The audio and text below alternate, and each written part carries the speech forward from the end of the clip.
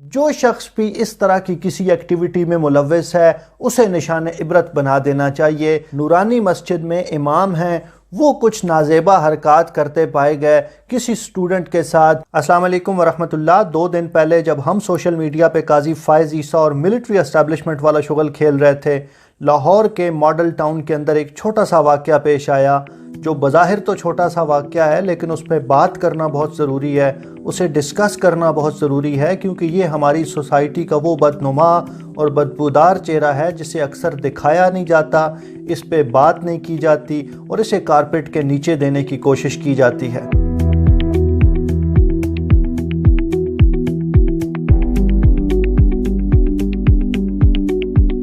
18 جون کو social media پہ ایک کلپ وائرل ہونا شروع ہوا اور کچھ مہربانوں نے مجھے بھی وہ کلپ بھیجا اور اس پہ بات کرنے کا کہا، لیکن اس وقت چونکہ چیزیں کنفرم نہیں تھیں، ان کی اتھینٹسٹی کلیئر نہیں تھی، اس لیے ہم نے اس پہ بات کرنے سے گریز کیا۔ لیکن 2 دن سے ہم اس کو مسلسل انویسٹیگیٹ کر رہے تھے، اس کو دیکھ رہے تھے اور یہ اسٹیبلش کرنے کی کوشش کر رہے تھے کہ اس میں کون سا فریق کتنا ملوث ہے۔ اس سے پہلے کہ ہم اس کیس کی ڈیٹیلز آپ کے ساتھ شیئر کریں، میں 1 لائنر سمری بھی عرض کرتا ہوں اور 2 ایسے رویوں پہ بات کرنا چاہتا ہوں جن میں سے ایک ہمارے سوشل میڈیا ایکٹیویزم کے حوالے سے بہت اہم ہے اور دوسرا وہ ہے جس پہ ہمارے علماء کرام کو، دائیں بازو کے دانشوروں کو اور مذہبی فکر رکھنے والے لوگوں کو بہت سنجیدگی سے غور کرنا چاہیے۔ دیکھیں، واقعہ کچھ یوں ہوا کہ ماڈل ٹاؤن کے ایک قاری صاحب پہ بچوں کے ساتھ جنسی زیادتی کا الزام لگایا گیا۔ اب یہ وہ الزام ہے جو اس سے پہلے پاکستان میں مختلف شعبہ ہائے زندگی سے تعلق رکھنے والے لوگوں پہ لگایا جاتا ہے،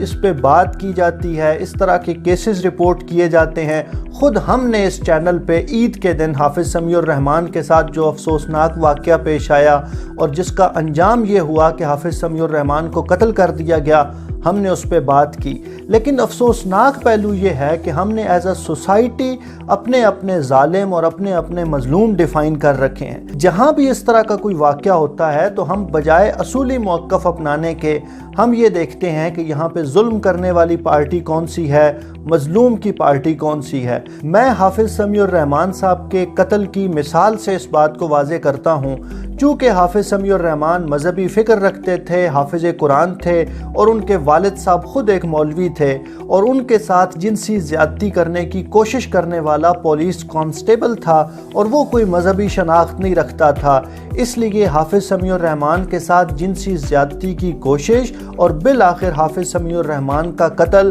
ہمارے سوشل میڈیا پہ، ہمارے ٹویٹر پہ، ہمارے سوشل میڈیا ایکٹیوسٹوں کی نظر میں وہ اہمیت حاصل نہیں کر سکا جو اسے کرنی چاہیے تھی۔ اس کے مقابلے میں اگر آپ موجودہ واقعے کو دیکھیں، اور میں کسی بھی حوالے سے موجودہ واقعے کو جسٹیفائی نہیں کر رہا، میں آپ کے سامنے صرف یہ ہائی لائٹ کرنا چاہتا ہوں کہ یہ والا واقعہ ہمارے سوشل میڈیا پہ، ہمارے ٹویٹر پہ زیادہ اہمیت اس لیے حاصل کر رہا ہے اور بڑے لوگ اس لیے اس پہ بات کر رہے ہیں کہ اس میں جو ظالم ہے، مبینہ طور پہ جس شخص پہ جنسی درندگی کا الزام ہے، وہ حافظ قرآن ہے، وہ قاری ہے، وہ مسجد کا امام ہے اور اس کی ایک مذہبی شناخت ہے۔ تو یہ منافقانہ اور دوغلی پالیسی ہمارے سوشل میڈیا ایکٹیویزم کا بدنما چہرہ ہے اور ہمیں اس کو ہائی لائٹ کرنا چاہیے، اس پہ بات کرنی چاہیے۔ اسی حوالے سے جو دوسرا رویہ ہے اور جس پہ ہمارے علماء کرام کو، ہمارے مذہبی فکر رکھنے والے لوگوں کو سنجیدگی سے غور کرنا چاہیے،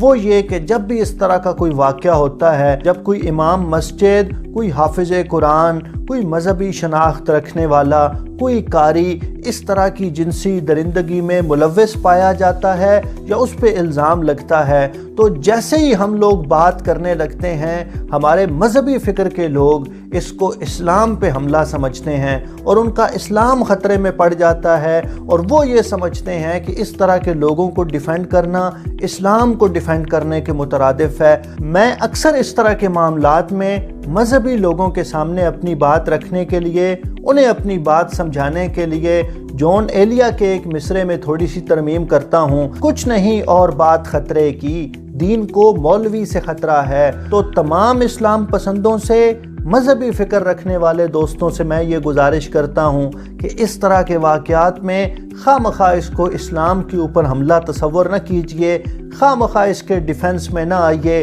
बल्कि एक ही मौक़िफ़ अपनाइए कि जो शख्स भी, चाहे वो किसी मस्जिद का इमाम हो, चाहे किसी प्राइवेट स्कूल में टीचर हो, चाहे गवर्नमेंट स्कूल का हेडमास्टर हो, चाहे GIK या लम्स में प्रोफेसर हो, जो शख्स भी इस तरह की किसी एक्टिविटी में मुलव्वस है उसे निशान इबरत बना देना चाहिए। जब तक हमारे दाएं बाजू के लोग इस पे बात नहीं करेंगे, खुलकर इस रवैये की मजम्मत नहीं करेंगे और इस तरह के लोगों को, इस तरह की काली भेड़ों को अपने सिस्टम से बेदखल नहीं करेंगे, तब तक ये मसाइल इसी तरह जारी रहेंगे। अब हम डिस्कस करते हैं कि इस केस की डिटेल्स क्या हैं। सबसे पहले तो सोशल मीडिया पे एक क्लिप वायरल होना शुरू हुआ जिसमें मुबैना तौर पे कारी ताहिर शाह साहब, जो मॉडल टाउन S ब्लॉक के अंदर नूरानी मस्जिद में इमाम हैं, वो कुछ नाजेबा हरकत करते पाए गए किसी स्टूडेंट के साथ, किसी माइनर के साथ। इस क्लिप के वायरल होने के बाद ये क्लिप मकामी पुलिस के पास पहुंचा और वहां ड्यूटी पे मौजूद 2 कांस्टेबल्स ने आइडेंटिफाई किया कि ये फलां मस्जिद के इमाम कारी ताहिर हैं। उसके बाद कारी ताहिर के खिलाफ 377 और कुछ दूसरी दफात के तहत मुकदमा दर्ज किया गया। कारी ताहिर ने अदालत से रुजू किया और ज़मानत के लिए अप्लाई किया। लेकिन अब जो ताज़ा तरीन डेवलपमेंट है वो ये कि एक लड़के की वीडियो सोशल मीडिया पे वायरल हो रही है जिसने नकाब पहना हुआ है और वो बड़ा क्लियरली ये बात कह रहा है कि पिछले 15 साल से कारी ताहिर शाह उसे और बाकी तलबा को ज़्यादती का निशाना बनाते रहे हैं। यहाँ ये बात मेंशन करना ज़रूरी है कि ये FIR और इस लड़के की तरफ से लगाए जाने वाले इल्ज़ामात किसी भी हवाले से कारी ताहिर शाह को फिल वक्त मुजरिम साबित नहीं करते। अभी वो मुलजिम हैं, अभी वो मुजरिम साबित नहीं हुए, लेकिन अगर उनका जुर्म साबित हो जाता है, अगर पुलिस इन्वेस्टिगेशन से ये बात एस्टेब्लिश हो जाती है कि कारी ताहिर शाह बच्चों के साथ जिनसी ज़्यादती में मुलव्वस है, तो मेरा मुतालबा ये है, मेरी डिमांड ये है और मैं आपसे ये गुजारिश करूँगा कि इस डिमांड में, इस मुतालबे में आप हमारा साथ दीजिए कि कारी ताहिर शाह को निशान इबरत बनाना चाहिए और लाहौर में मीनारे पाकिस्तान के मकाम पे इसको फांसी पे लटकाना चाहिए। देखिए, मैं पूरी तरह इस बात को अंडरस्टैंड करता हूँ कि हमारे इस मुतालबे में बहुत सी कानूनी पेचीदगियाँ मौजूद होंगी और बहुत से लोग हमें ये बताएंगे कि ये बड़ी जज्बाती बातें हैं, लेकिन मेरी बहुत सोची समझी राय है कि पिछले 5-10 सालों के अंदर जिस तेज़ी के साथ मासूम बच्चों के साथ क्राइम करने की रेशो हमारे माशरे में बढ़ी है, उसका सिर्फ एक हल है कि हम कुछ लोगों को पकड़ के उनका जुर्म साबित करके उनको निशाने इबरत बनाएं। और जिस तरह हम किताबों के अंदर तातारियों के बारे में पढ़ते हैं, इन लोगों के साथ जो मासूम बच्चों के साथ ज्यादती करते हैं, इनको डील करने की सिर्फ एक सूरत है